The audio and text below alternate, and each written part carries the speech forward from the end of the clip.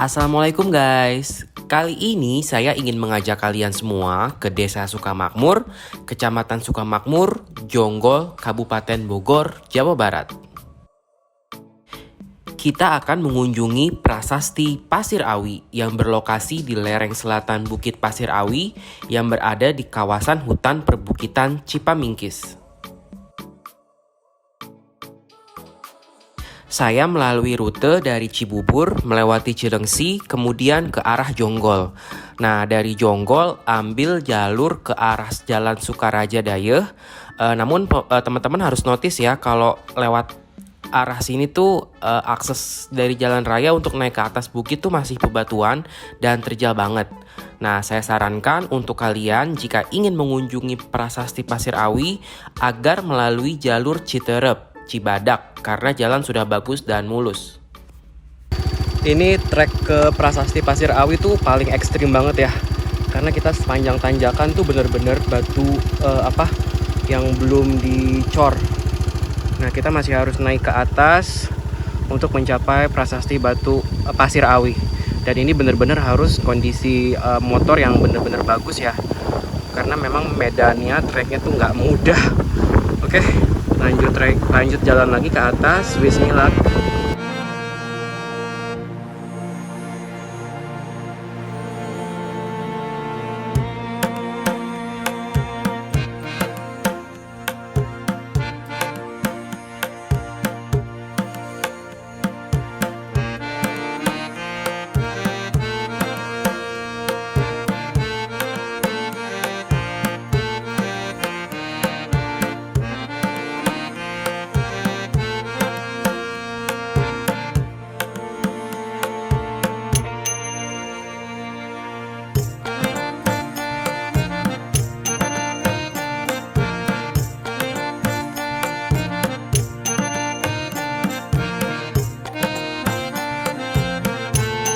Halo guys, assalamualaikum. Sekarang aku udah ada di Prasasti Pasir Awi yang berlokasi di Jonggol, Kabupaten Bogor. Nah, perjalanan dengan sepeda motor itu kira-kira 3-4 jam dari Jakarta.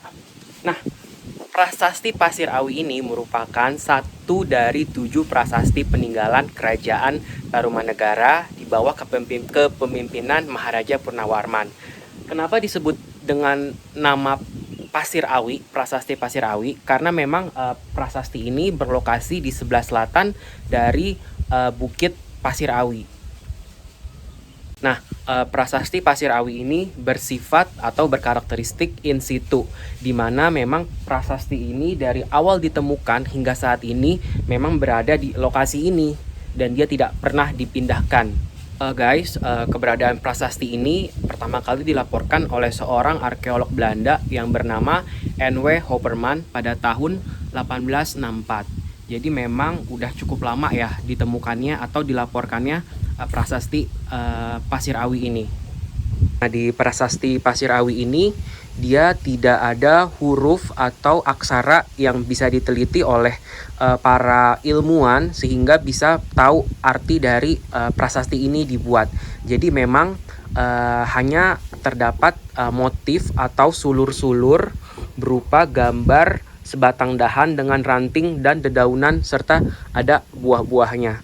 Jadi memang dari awal ditemukan hingga saat ini para arkeolog atau para peneliti masih bisa belum menafsirkan apa sih arti atau maksud dari Prasasti Pasir Awi ini, karena memang tidak ditemukan huruf atau tulisan seperti yang ada di Prasasti Ciareten atau yang ada di Prasasti Jambu. Nah, prasasti ini tuh besar banget batunya. Kalau teman-teman lihat, itu panjangnya bisa sampai 6 meter dan lebarnya itu bisa sampai kira-kira 3 meteran lebih deh. Jadi memang ini bongkahan batunya tuh besar banget. Seperti itu. Dan di atas di atas prasasti ini terdapat telapak kaki Maharaja Purnawarman. Coba kita explore bagian atas dari prasasti ini ya.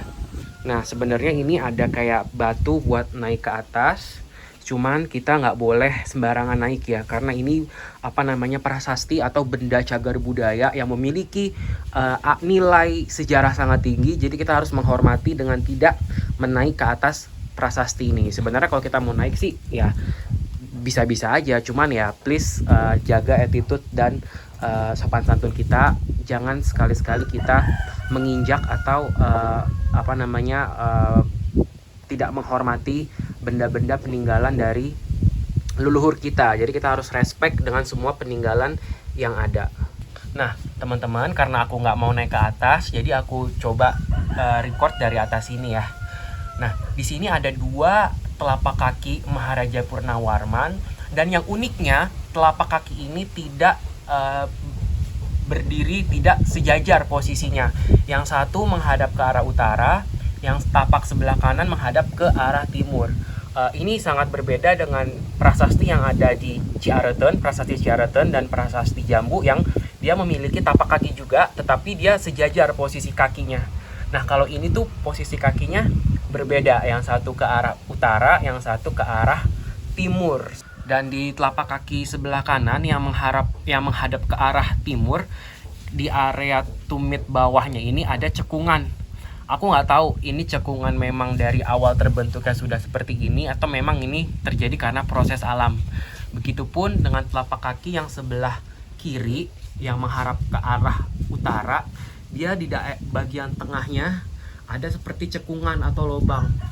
Nah, saya juga nggak tahu apakah ini memang dari awal dibuat atau dibentuknya posisinya sudah seperti ini bentuknya, atau memang terjadi karena proses alam. Inilah telapak kaki Maharaja Purnawarman, Maharaja Agung yang termasyhur di bumi Tarumanegara di Jawa Barat. Terima kasih udah memerintah Jawa Barat, dan terima kasih sudah menjadi raja yang adil, raja yang sangat memikirkan rakyatnya. Jasa-jasamu tidak akan dilupakan, Maharaja Purnawarman. Terima kasih. Nah, yang uniknya lagi dari prasasti Pasir Awi dibandingkan dengan 7 prasasti peninggalan Tarumanegara lainnya. Nah, prasasti Pasir Awi ini dia posisinya jauh dari sungai. Jadi memang dia posisinya ada di atas bukit dan akses ke arah sungai itu cukup jauh. Jadi dia memang kayak terpencil di atas bukit gitu. Beda dengan prasasti Ciareton yang di pinggir sungai, atau prasasti Jambu juga yang dekat sungai Cidurian juga. Nah kalau ini benar-benar di atas bukit. Jadi memang cukup beda dengan 6 prasasti peninggalan Tarumanegara lainnya. Nah teman-teman, memang prasasti ini posisinya cukup terpencil ya. Jadi memang yang datang ke prasasti ini juga masih sedikit dan belum banyak. Tentu ini bisa menjadi tantangan untuk dinas-dinas terkait untuk lebih memperhatikan dan mempromosikan situs prasasti Pasir Awi ini agar lebih dikenal oleh masyarakat luas. Karena memang berdasarkan penelitian, prasasti peninggalan Purnawarman di masa pemerintahan Tarumanegara merupakan tonggak awal sejarah penggunaan aksara Palawa dan bahasa Sanskerta di Pulau Jawa. Jadi memang dengan adanya penemuan prasasti ini, mungkin nextnya bisa dijadikan referensi untuk penelitian bahasa Sanskerta, penggunaan bahasa Sanskerta di Pulau Jawa atau bahkan di Nusantara. Nah mungkin next jika penelitian dilanjutkan kembali dan para peneliti bisa memecahkan apa maksud dari piktograf ini, mungkin ini bisa menjadi salah satu kata kunci untuk pengetahuan kita mengenai kerajaan-kerajaan selanjutnya setelah Tarumanegara. Who knows? Karena pengetahuan itu harus diteliti lagi, harus dikembangkan lagi, harus digali lagi agar kita bisa semakin kaya secara pengetahuan. Harapan saya sih cuma satu, semoga situs ini dan situs peninggalan Tarumanegara lainnya bisa lestari dan penelitian bisa dilanjutkan kembali agar lebih tahu lebih lanjut mengenai misteri-misteri yang masih belum terpecahkan dari peninggalan Tarumanegara ini.